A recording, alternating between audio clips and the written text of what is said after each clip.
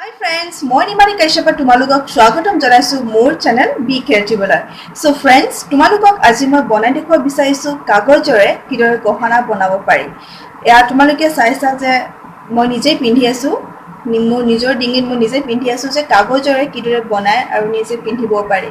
So মই তোমালোকক আজি এই ভিডিঅ'টোৰ জৰিয়তে দেখুৱাব বিচাৰিছো যে নিউজ পেপাৰেৰে আমাৰ নিজৰ কাৰণে কিদৰে গহনা বনাব পাৰি আৰু পিন্ধিব পাৰি।